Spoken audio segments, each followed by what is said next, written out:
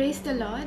Greetings to you all in the mighty and holy name of Jesus of Nazareth. Well, I hope you all are fine because we are the special children of such a great and mighty God, right? I want to start with a small story, and it's about a man named Julio Robario. So this man it was in the 1994. So how many of y'all know this YYAM? It's Youth with a Mission. It's in Hyderabad, Maritpalli. So this YYAM, they had released a CD which is called Transformations. And if you type it in YouTube, if you type YYAM Transformations, you will find about what I'm about to tell you today. So this CD is made of 4 stories, and it was from the year 1984 to 1990. So it's a 6 years story that you will see, and it shows on how one town or one place had changed with prayer, on how one place had changed only because of prayer. And this is related to this man called Julio Robario. So it is a place called Cali, and it is in Colombia in South America. And over here in Cali, they are more into drugs. They are more into marijuana, which is prepared over there, and they easily get it over there.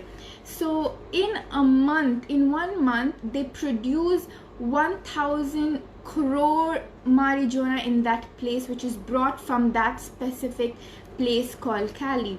And that place consists of 4 lakh population and around 1,600 pubs which take that specific drug.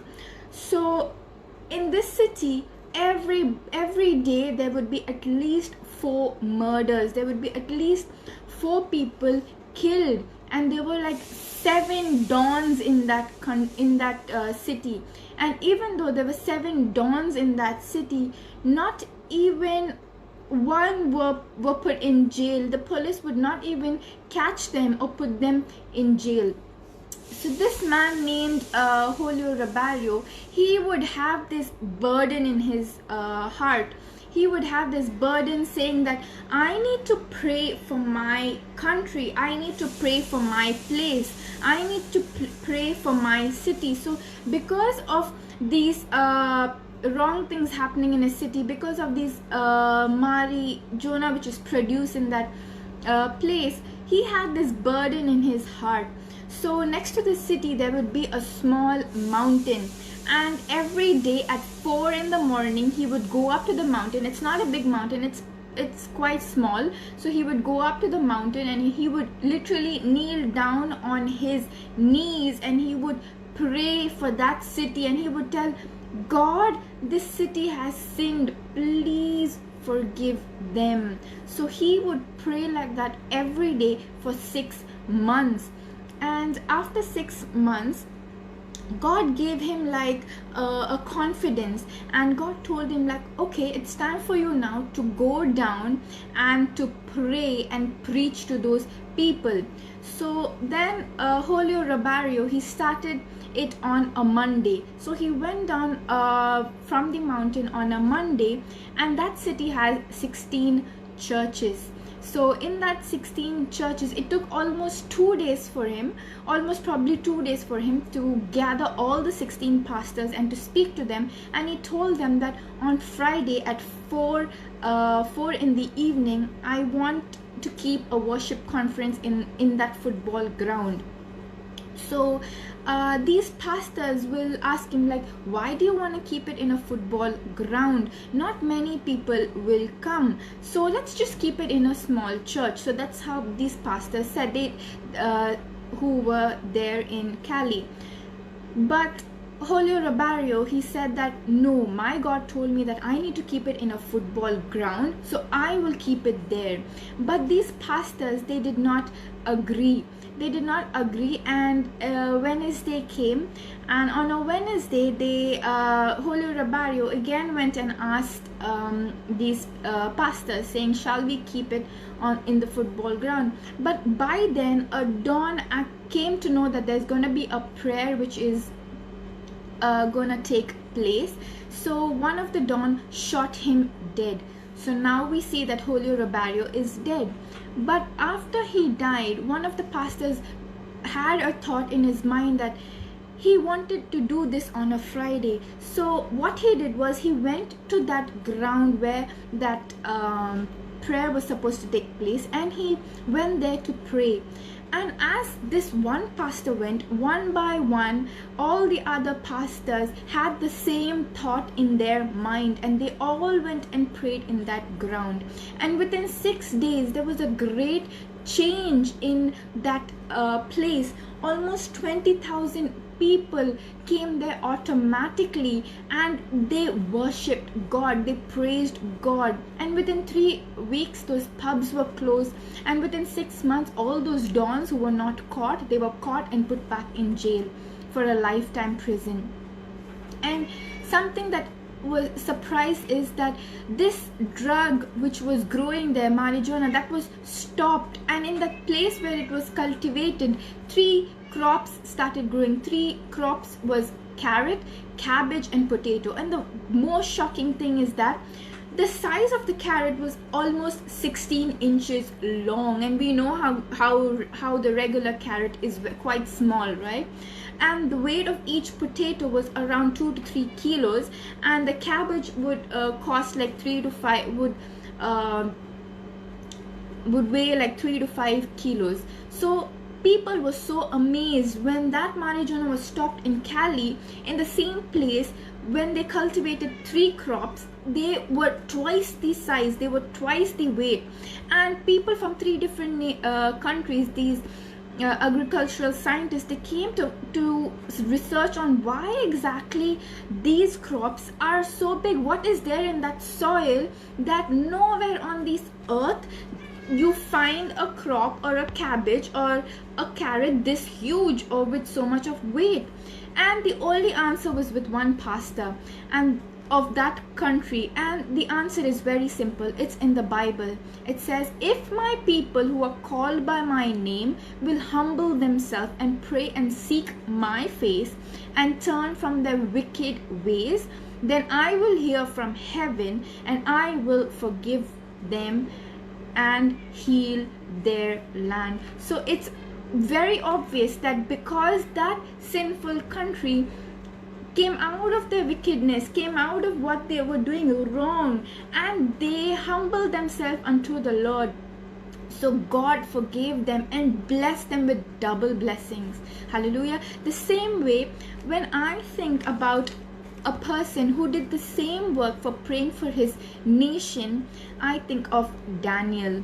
So Daniel, in Daniel's days, the nation of Israel was under the rule of Babylon.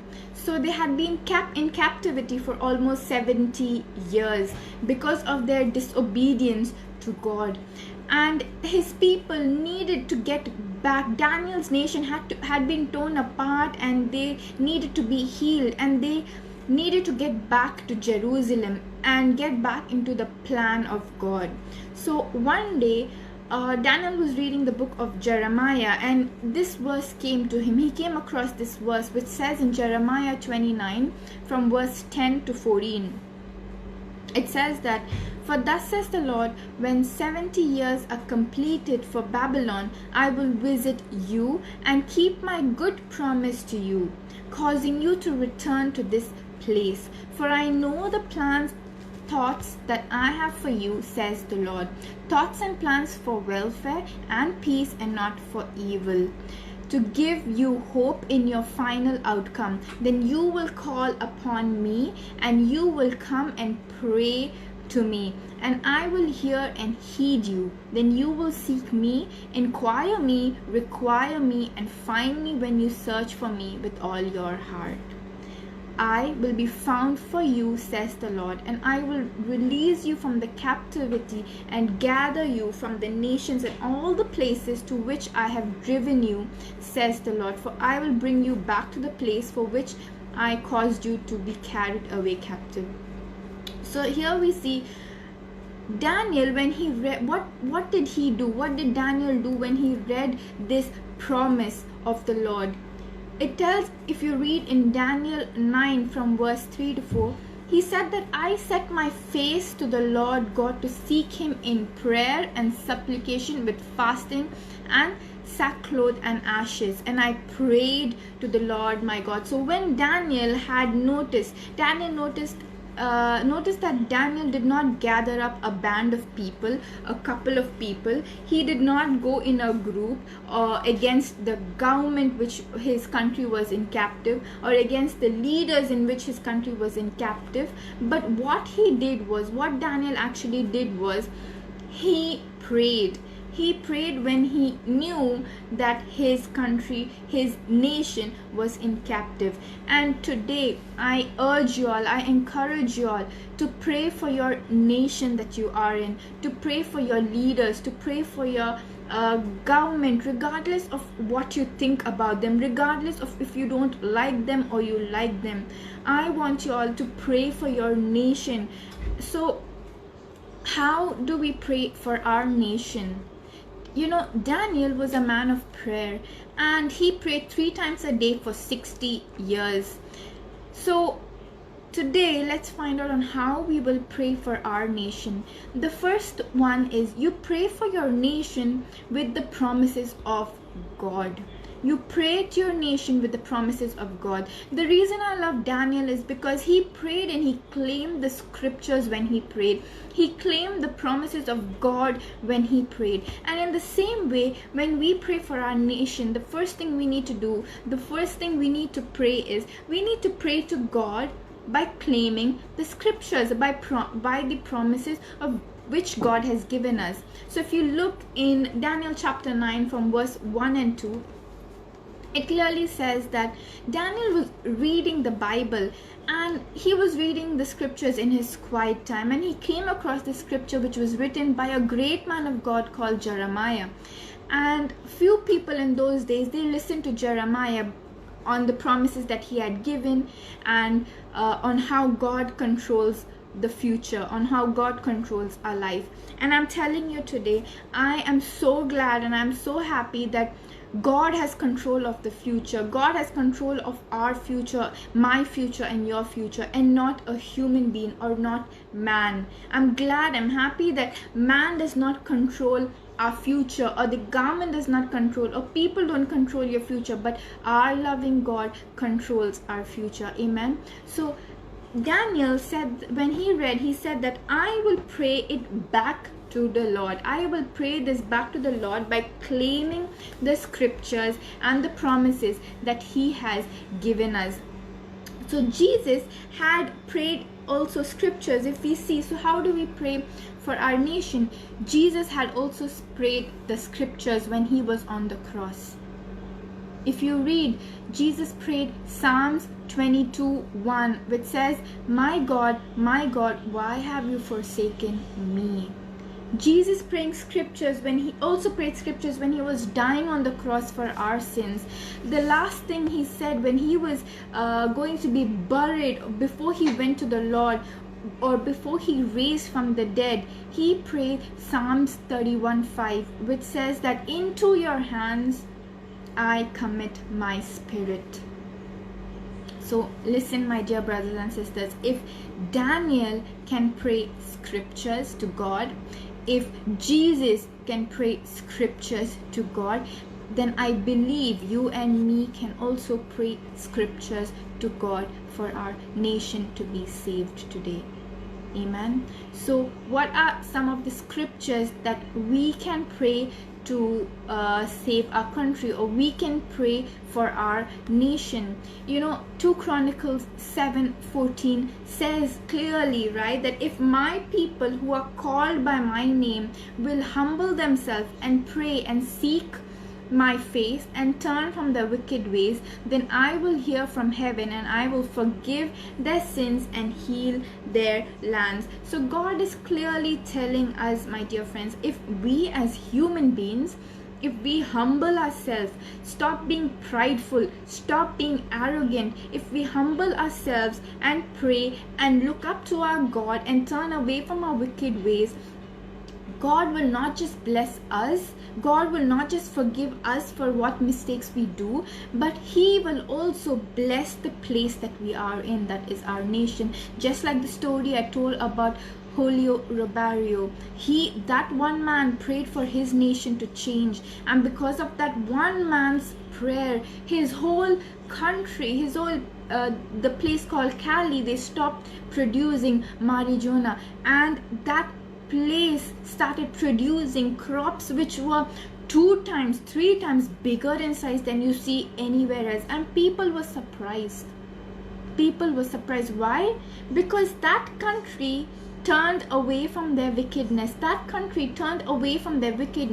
And they turned to God and asked forgiveness to God, and God not just blessed them, but God also blessed the place that they are in. That's their nation.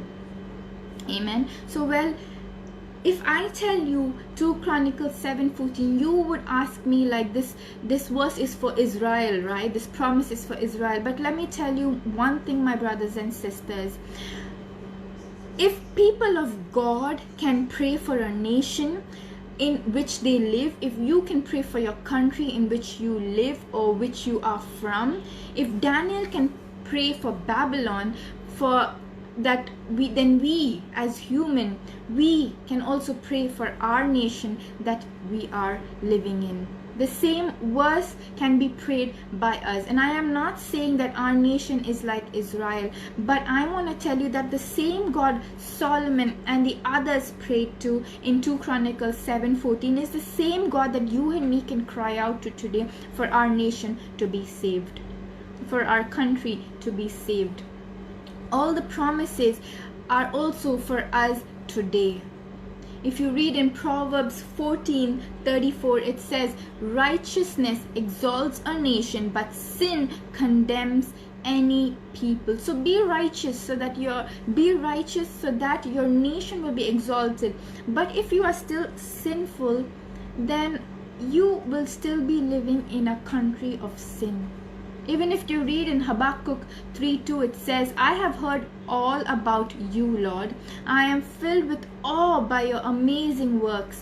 In this time of our deep need, help us again as you did in the years gone by, and in your anger, remember your mercy. So these are just few verses which we can claim and we can pray to our God. So how do you pray for your nation? How do you pray for a nation that you are in? What is the prayer that you can pray when you feel that your nation is in a mess? You should pray according to the promises of God that He has given you. Claim the promises of the Word of God that He has given you, and pray for your nation today, my dear brothers and sisters. And secondly, you need to pray with a desperate spirit. The first is you need to pray for your nation by claiming the promises of God. And secondly, you need to pray for your nation with a desperate spirit, with a spirit in need. You cannot fool anyone anymore. Remember that you cannot fool anyone anymore, because Jesus said in Matthew 6:6, shut the door. So what does it mean? If you read Matthew 6:6, it says that when you pray, go away by yourself, shut the door behind you, and pray to your Father in private. Then your Father who sees everything will reward you. So this is one of the reasons telling you that it's time for you to pray. It's time for you to shut the door. It's time for you to get serious with God. It's time for you to stop fooling around. It's time for you to tell God things that you don't want anybody else to know. It's time for you to confess your sins to God. This is the right time to pray for your nation with a desperate spirit. The intimate time you have with your God, when you have that intimate time with your God, you need to shut the door and have that me time with God. Have that you and me time with your God. This is what you need to do. Daniel 9:3 says that, then I set my face towards the Lord God to make request by prayer and supplication with fasting, sackcloth and ashes. So let me ask you, who are you giving your attention to? Who are you giving your attention? Daniel gave his attention to God. But who are you today giving your attention to? Are you giving your attention to your business? Are you giving your attention to the job that you are in? Or are you giving your attention to the friends that you have around you? Or are you giving your attention to someone you just hate, a hatred person, somebody you don't like? Are you more bothered about that person you don't like, and your concentration is on that particular situation than being with God? In verse 3, Daniel clearly says that I have given my attention to God by fasting. So when was the last time that you had fasted and prayed to God? When was the last time you told, like, God, you are more important for me rather than the food that I eat. I'm ready to sacrifice something for you because you are more important, not this particular thing, not this material thing. When was the last time you had made a sacrifice to God, a desperate prayer to God? Right now, our country is facing, our nations are facing desperate hour. We need desperate prayer warriors today in our nation, my dear brothers and sisters. You and me need to be desperate prayer warriors. We need to be like Jacob. If you read in Genesis 32 from 22 to 32, it says Jacob wrestled with God. Jacob had a wrestling with God, telling God, I will not leave you. No way I'm gonna leave you, because unless you bless me, unless you bless me and make me a blessing, I am not gonna leave you. I don't care. I am gonna wrestle with you. Unless you bless me, I am not gonna leave you. That's what Jacob did. Jacob, he wrestled with God. He said, God, I want you to bless me right now. He had that desperate in him. He was so desperate to be blessed that he was ready to fight. He was ready to wrestle. So are you that kind of person? Are you wrestling with God to be blessed, or for your nation to be blessed, or for your nation to come out of its captive of what it's facing right now? Or are you like Jesus, who was praying in the Garden of Gethsemane, where when he was praying, his sweat was dropping down like blood? Are you praying like that? What are you praying like? How are you praying like? I want to ask you today. Are you praying like Daniel, who was praying for his city, for his country, Babylon, to be saved? When was the last time you had prayed a desperate prayer to God, telling, God, I want a big breakthrough in my life right now. I want a breakthrough in my country right now. I want a revival in the place that I am living right now. When was the last time that you had cried out to God and prayed for your nation? Prayed desperately for your nation. You know, if you read in Luke 19:41, Jesus Christ, when he had approached Jerusalem, he saw that city and he wept over it. He wept over that city. Why? Because everywhere we see right now, there is so much crime going on because of COVID, and there is so much of COVID happening around the world. There is so much of crimes like rape and problems like fire and everything going around in this world. There's so much of disturbance around, and in the midst of this disturbance, we still see people are sinning. People are sinning, and the whole nation is away from God. The whole nation is away from God, and that country, our nations need prayer. Our nations need desperate prayer right now. We need to reach out to places who needs prayer, and we need to share the word of God to them. We need to share the gospel to them, the love of God to them, the heart of God to them, so that that nation will be saved. Especially our nation that we are living in needs to be saved, and for that we need to pray desperately. We see Jesus saw that city and he wept. If you read in Luke 19:41, he wept over that city. So I want to ask you, are you weeping over your nation today? Are you crying for your nation to be saved? Are you willing to have that kind of seriousness and that kind of passion for your country to be saved? Or are you desperate in your prayer life? I want to tell you, it's time to pray like never before for our country. It's time to pray like never before for our nation, because our nation is in desperate need. Give your attention to God than anything else right now. Seek him with prayer and supplication and fasting. Call out to God and tell people that it's time to pray. It's time to come in the presence of God. It's time for a revival. It's time for a change. And the third is, how do you pray for your nation? The third is you pray with a prayer of praise to God. So the first is you pray with second is you're desperate, and third is you pray with the praise to God. And the first is you pray by claiming the promises. So you don't start by just praying with your needs. You're telling that, God, I want my country to be saved. God, I want my nation to be saved. No, you start first with a prayer of praise. Daniel shows that in verse 4, which says that, and I prayed to the Lord my God and made confession and said, O Lord, great and awesome God, who keeps my covenant and mercy with those who love him and with those who keep his commandments. So if you read, he started with a prayer of praise, and he said, O awesome God, he said. O great God, he said. So how do you start your prayer? You start with a prayer of praise. Daniel was a prayer warrior. He praised God with adoration, and he knew the scriptures. He knew what David said in Psalms 104, saying, enter the gates with thanksgiving and his courts with praise, and give thanks to him and praise his name. Bible clearly says in Psalms 104 that you need to give thanks to God and praise his name. And this is how you enter into the presence of God. When you and I pray for our nation, we should always praise God. We should always and then we should make our request to God.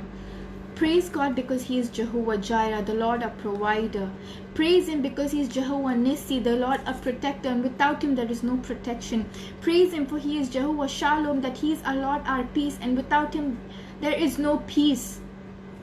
Praise him because he is Jehovah Shammah, the Lord who is present at all times with us. Praising him is not that hard, right? So praise him, thank him, glorify him, and then submit your request to God. And this is what Daniel did. Thank God for what he has done in your life, for he's kept you alive until now, away from all evil, all harm, away from COVID. He has protected you and your family under his precious holy wings. Thank him every moment that we are the children of God, and he's kept us away from all danger. Amen. And the fourth way that you pray for your nation is you pray with a prayer of repentance. Repent means turning away from God. You make a U-turn. If you don't make a U-turn from your sins, then God will make a turn in your life. If you don't turn around, then God will turn you around. Remember that. If you read in Daniel chapter 9 verse 5, it says, we have sinned and committed iniquity. We have done wickedly and rebelled, even by departing from your precepts and your judgments. So here is the nature of sin we see. We have turned against God and his commandments and his law by breaking the law of God. We have turned away from God, from And that's why our nation needs prayer. Our nation has turned away from God's commandments. In verse 6, it says exactly where our nation is today. We see few preachers, preachers today that they don't want to offend people. We see few evangelists or preachers or people who speak the word of God, that they don't want to offend people on their face and tell them that you are doing wrong and you need to come out of your mistake. They don't want to go and correct them.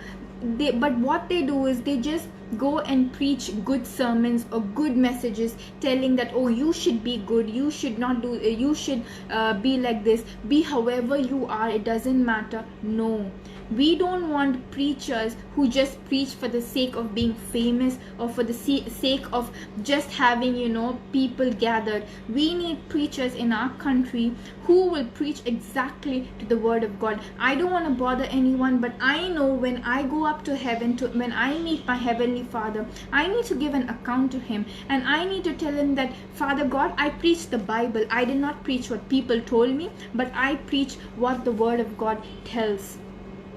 And we need to be like that.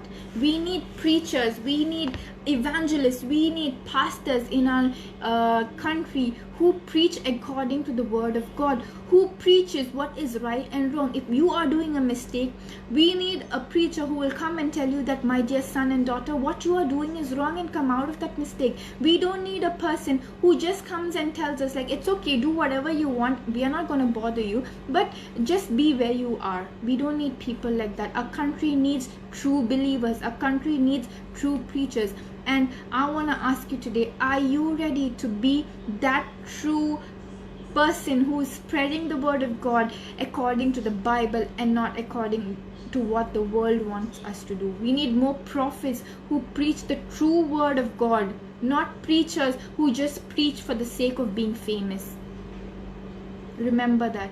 So if you read in Daniel verse 7, it says that, to you, O Lord, belongs righteousness, that this day we are covered with shame, but to us shame to face. And it is this day to the men of Judah and to the inhabitants of Jerusalem and all Israel, to those near and those far off, in all the countries in which you have driven them, because of the unfaithfulness which they have committed against you. So this is where our nation is today. We have been unfaithful to God. Where we are today is because we have been unfaithful to God. And we are in such a situation that we are not ashamed of the mistakes that we do anymore. I remember there was a time where people used to be so ashamed of what they are doing, of what the mistakes they are doing, but now they are not even ashamed when it comes in the news. If you read from verse 8 to 14, you can see a prayer. This is a prayer of brokenness, which is a prayer of confession, where we should get honest with God. So I want to ask you today, have you ever prayed like how it says in verse 8 to 14? A prayer of confession, a prayer of brokenness, telling God, I am sorry, I will turn away from my mistakes, I have refused to obey you, forgive me for my sins, I ask you forgiveness with compassion, I have rebelled against you. Have you confessed your mistakes to God, confessed your sins to God? Daniel over here is turning and repenting, not just for himself, but if you see, he was repenting for his whole country as well, for the sins which his country, his forefathers, his ancestors, his families, everyone did. He took it all upon himself, like how Jesus died on the cross for you and my sin as well. There were many horrible sins that our nation has done that we have to confess, like so many mistakes. Like I'll give you some, like sexual immorality. that is the number one reason why there are so many atheists in our country or around the whole world. Why there are so many atheists is because most of them are men, and these men are into sexual immorality in their lives, and they don't want to believe in God, and they don't want to, because they don't believe in God, they don't want to give an account to God. And I'm talking about fornication or adultery, homosexuality. And we see so many these lesbian and gay marriages happening around, being Indians. I have literally seen when you scroll down on the news, or on Facebook, you see that on the news that being Indians, or being not just Indians but any nationality, they are having same-sex marriages, which is not wrong. Bible clearly says a man and a woman should get married, not same gender getting married, right? And you see so many people being transgender, and they are not ashamed to tell that I was a guy and now I am a girl, or I was a girl and now I am a guy. No, God has created you like a man or a woman, and you need to be like that. Why do you want to change God's creation? Why do you want to change God's perspective in your life? And also we see that so many pornographies, and we see so many abortions that is happening. Abortion is a sin where you are taking a life of an unborn child. Remember, that baby is an individual soul in a mother's womb, and all lives matter, including that unborn child. Being a mother is a blessing. Don't misuse that blessing. Don't kill that child which has not even seen this world. Even racism or hating other people because of their skin. If you are white and you hate someone who is black, it is a sin. If you are black and you hate someone who is white, it is a sin. Let me tell you one thing, no matter what your color is, you are black or you are white, we all come from the same mother and father, that is Adam and Eve. Amen. We all have come from the same mother and father, that is Adam and Eve. And it does not matter that you are fair or dark. It does not matter that you are short or tall.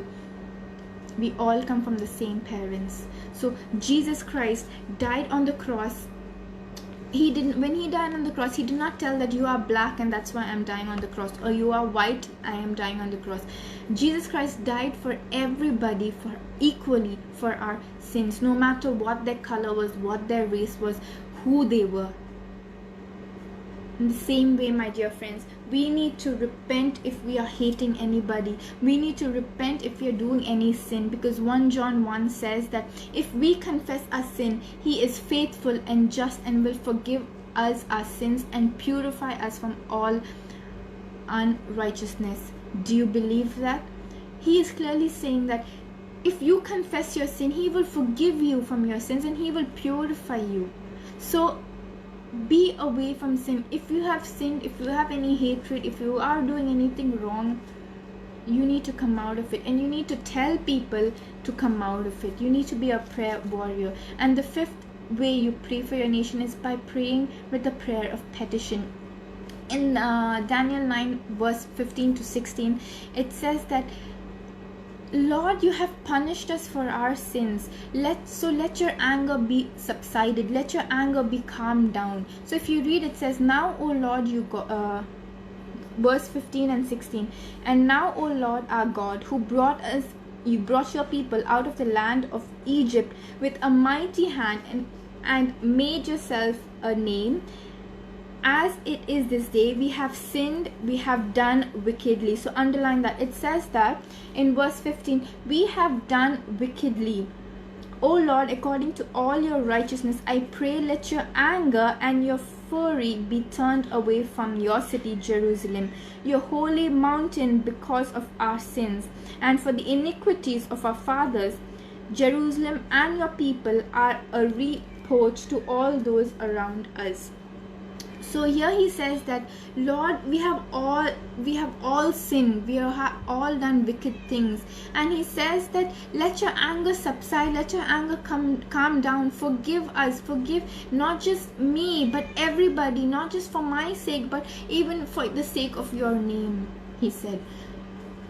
So we need to pray for our nation. We need to pray not just for our mistakes but even for the mistakes of our nation, so that there will be a revival in our nation. There will be a revival in the place that we are in.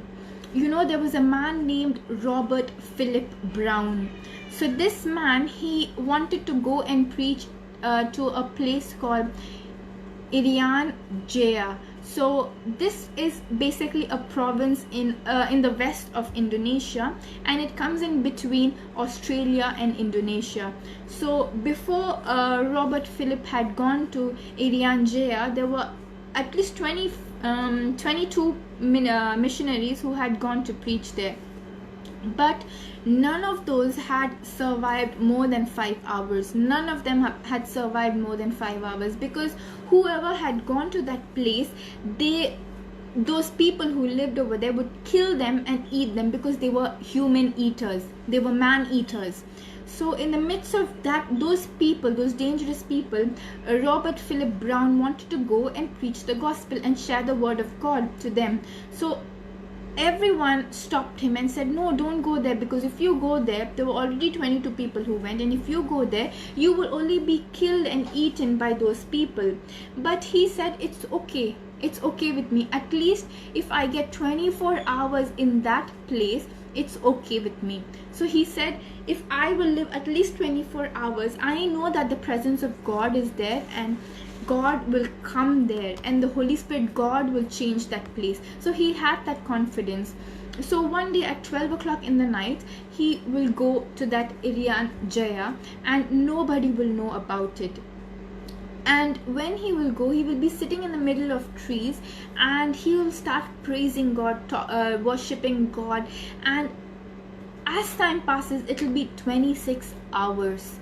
He said only 24 hours, but he was there for 26 hours and nobody saw him. And after the 26 hours, somebody saw him, and people saw him and caught him from both the sides.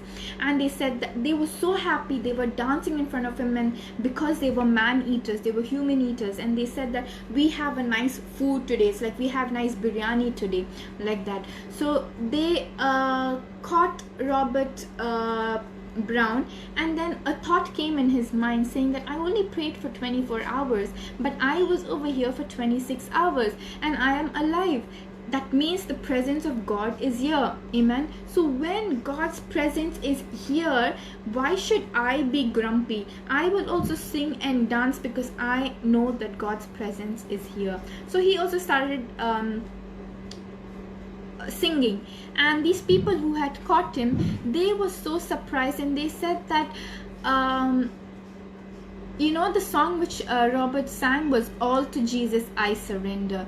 So when he was singing All to Jesus I Surrender, people, those man-eaters, were so surprised, thinking that we caught him because he's our food, but why is he singing and he is you know, why is he singing? So these people got so angry and they pulled his tongue out and they cut it. But even though he was in such pain, it was bleeding, those people were, you know, licking his blood, he still, with that pain, closed, and he was still singing the song All to Jesus I Surrender. So long story short, this man, even with that cut tongue, he preached the gospel to those two people who had caught him. And because of him, because of his sacrifice, because of his prayer, because of his confidence that he prayed for that place, those two people who had caught him, who were man-eaters, accepted Jesus Christ as their personal savior. And from that day onwards, that place called Irian Jaya is no more a human eating place, but it is a place where people all trust in Jesus Christ and they're all Christians. Hallelujah. So for such transformation to happen, for such change to happen, one man's prayer was needed, one man's commitment was needed, one man's all to Jesus I surrender was needed. So my dear brothers and sisters, today God is looking for such people who will pray for their nation to turn to Christ, who will pray for that nation and have a thirst to share the gospel of God, to save the people from all their sins that they are doing, to get souls to Christ, to increase the souls in heaven and to decrease the souls in hell. Hallelujah. So I want to ask you today, are you going to be the one like Robert Brown or like Julio Robario? Are you going to be like Jesus Christ, our Savior? Are you going to have that thirst, or that greediness, that desperateness, that to tell that my nation needs a change, to save our nations, to save our friends and families? So today, let's have the desire in us. Let's make a commitment that we will be true Christians of God, and we will preach the word of God according to the Bible and not according to what people tell us. We will make a commitment today to save our nation, because our nation needs help. So I hope that from now on we will have that commitment where we will pray for our nation to change, where we'll pray for our countries to change, and there will be a revival in our country. I hope God has spoken to you all today. So God bless you all. Until next